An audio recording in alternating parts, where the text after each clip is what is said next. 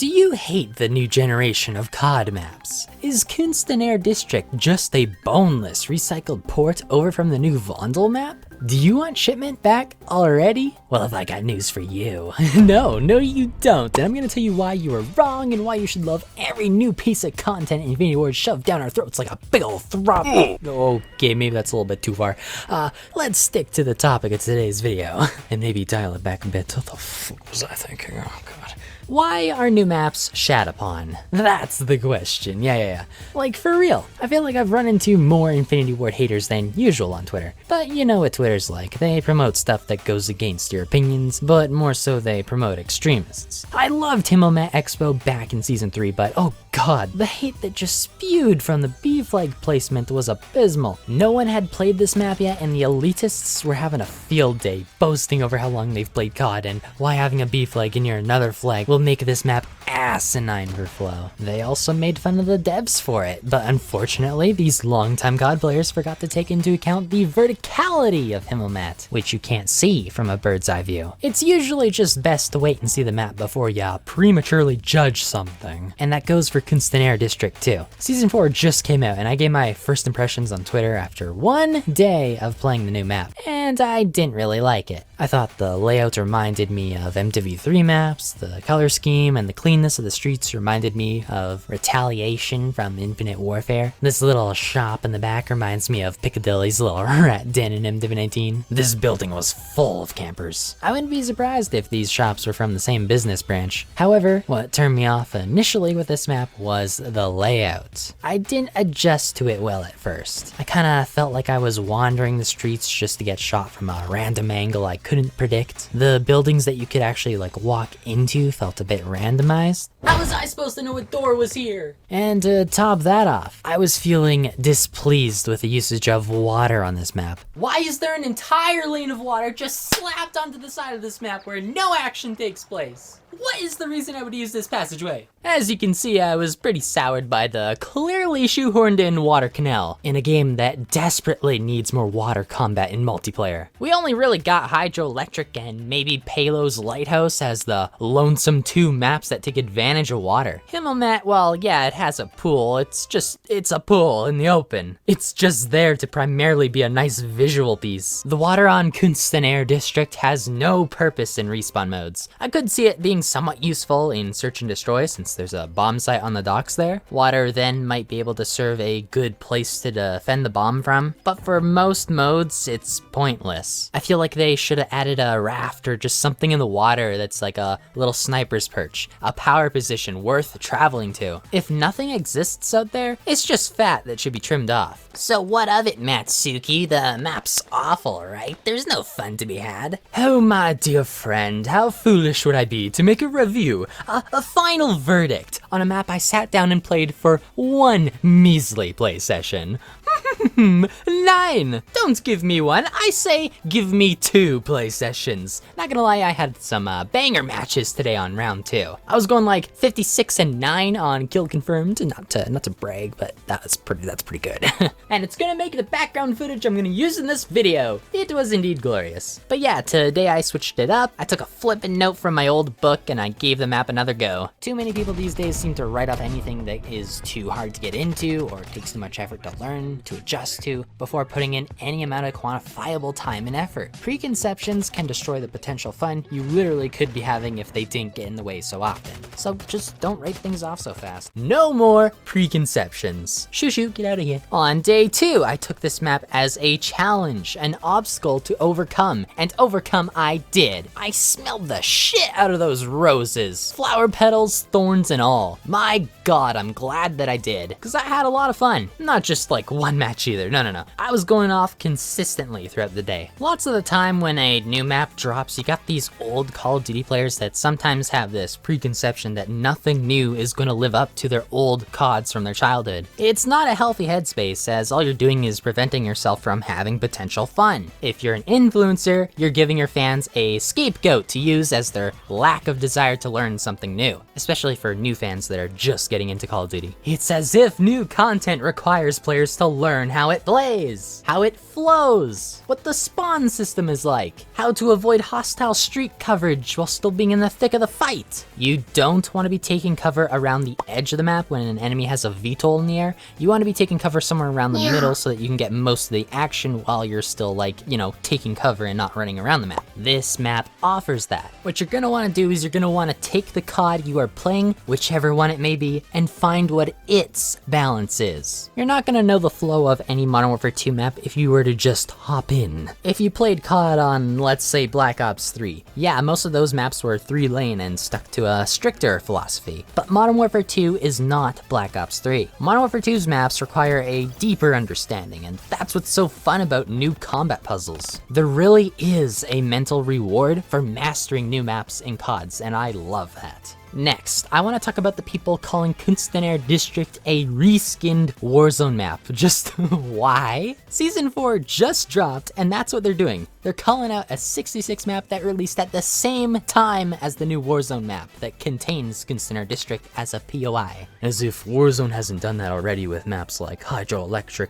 Dome, and currently Showdown. The only difference right now is that we weren't playing on this Vondel map before they added Kunstenaar District to multiplayer. On the other hand, yeah, I could see the complaints around Dome and Showdown. We played Warzone 2 and DMZ for months on end before those maps in Al Mazrah were added to multiplayer. That's why Dome and Showdown feel kinda old. So I don't see the problem here. Kunstenaar District isn't old. It's actually smarter for devs to design multiplayer maps within the Warzone experience so that they not only give us a new multiplayer map, but also so they spend less resources on something Warzone exclusive. It's good that they double the content across multiple modes. That said, I do believe the mid-season map, Vondel Waterfront, should have been released at the start of the season. It's also within Vondel, so it might get a little old, but it looks like we're gonna have to wait to play it until July. I'd assume the Reloaded update is 20-ish days away, given how short this season is. But yeah, today we're calling you out, Prestigious Key. Today we're gonna be doing a review of the Kunstenaar District map, which is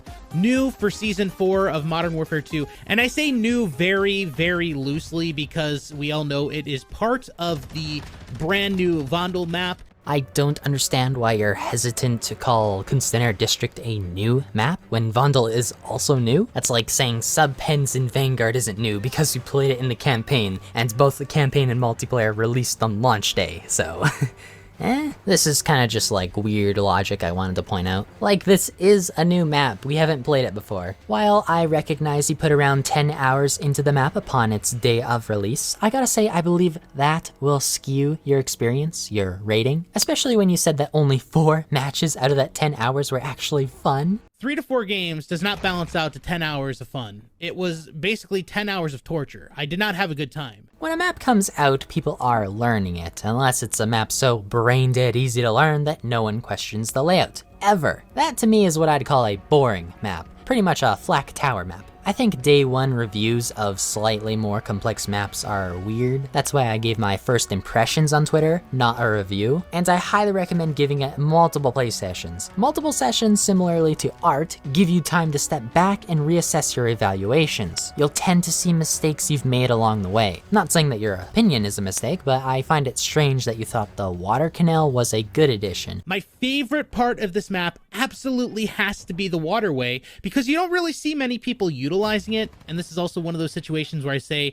they could probably trim down on it, but this is also a great opportunity to flank up behind enemies. Meanwhile, giving no other positive layout feedback. Whoever controls the top of the stairs, I feel really does control the entire map. There are so many head glitches, like a ridiculous amount of head glitches, and since the map isn't restricted in certain areas, you can head glitch in parts of the map that you wouldn't even think that you could go to. Maybe give it another shot, dude, but moving on. As for my map concerns and issues, after about 4 days of playing on this map, I gotta say my suspicion around the water being shoehorned in was indeed correct. It's quite literally useless unless an objective is in the area. I'm not saying you wouldn't have the urge to splash in the water, but why use the water when the docks offer a perfect head glitch? It's also just faster to run along the docks with head glitch protection rather than slowly, stealthily swimming in the water. The water itself is very boring in design. There's nothing interesting below the surface like there was on Black Ops Cold War's Miami map with the docks, boats, and seaweed. Not to mention the borders of this water lane are non-existent. I have on multiple occasions just swam out of bounds because the map visually tells me I can keep swimming and get out at the next staircase, but whoops, oh no. No you can't because they just slapped an invisible barrier on and called it a day. The opposite side has a similar issue under the bridge. I assumed that we were able to maybe dive out of bounds from the opposite side and then swim back into bounds, like a secret shortcut, but while that is possible, it is way too hard to consistently pull off. And since, again, there's no border indicator that this is the edge of the map,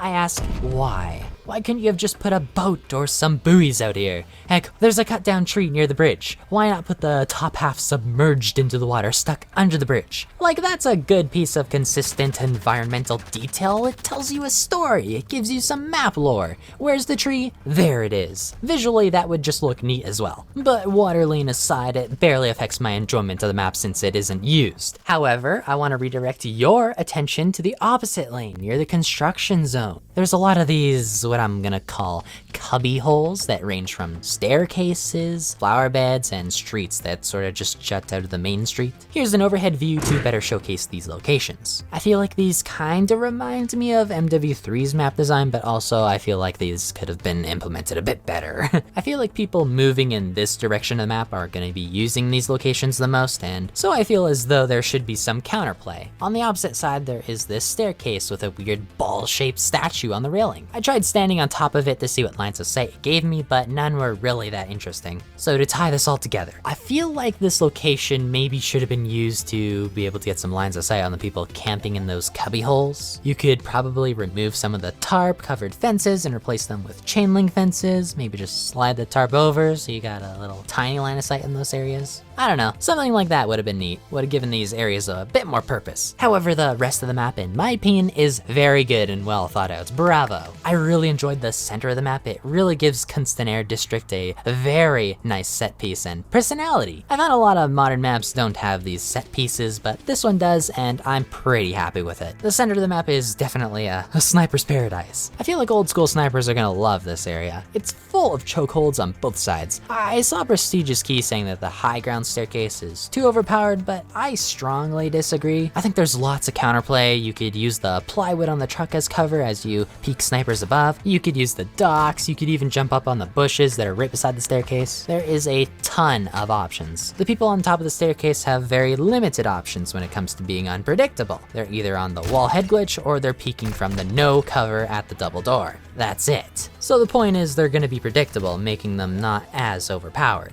As for class recommendations, I gotta say always run a sniper secondary. Not because you'll be forced to use it, but because you'll have more fun using it. This map has a lot of long range lanes that you can take advantage of, so do so. As for your primary gun, I gotta recommend an SMG or a shotgun. What I love about this map is definitely the variety it offers. I think there's enough buildings and close range indoor combat that an SMG or a shotgun will treat you well. Go have some fun, learn what weapons work best for you on this map, and remember, go in with an open mind. And lastly, Shipment stands. I'm glad I haven't seen a peep from y'all on Twitter yet.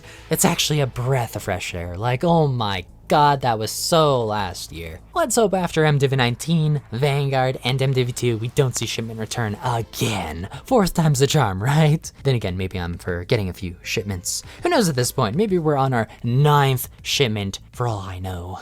Anyways, stop and smell the roses. Thanks for watching. Leave a like and comment what your own rating on the map is down below. I'll definitely read them and respond to the ones that I see and think are pretty cool. And that's about it. Piss out, homies, but not in the water.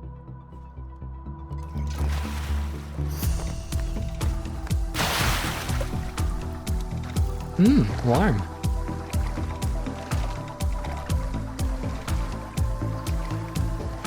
Oh, I got some in my mouth. Oh.